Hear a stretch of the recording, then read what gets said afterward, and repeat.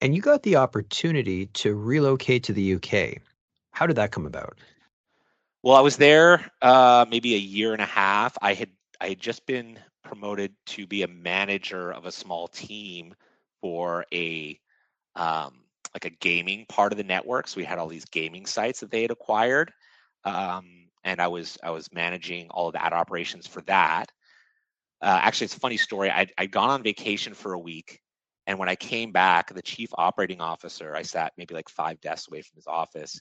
He kind of yelled out of his office, and he's like, "Will, come in here!" And this guy's huge, like 6'4", walks with a limp. He actually was missing like half of two of his fingers, so like he'd Sounds point pretty at you. rough. You know what? It's really interesting. He was like a super sweet guy, really great leader, and also a yeller. Like if you were in a meeting and like stuff hadn't gone well, like you were probably going to get yelled at in front of a lot of people, which is I think it's less common now, but I don't think it was uncommon then. But he was a scary guy in that way.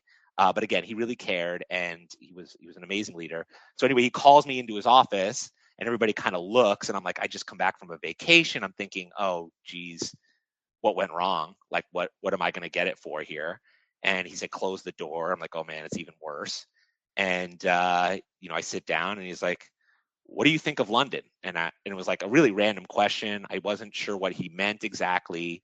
And he shared with me that they had just acquired a small firm based in London, and they wanted someone to go and do the ad server transition and run ad ops for 1 to 3 years.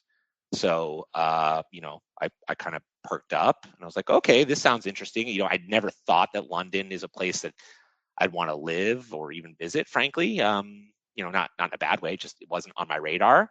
And he basically had me book a ticket the next weekend to go visit London and stay a few days and meet with the managing director there. So I went. I had one friend in London who I met up with, and of course, he was nudging me, come, move, live here. Of course, you should.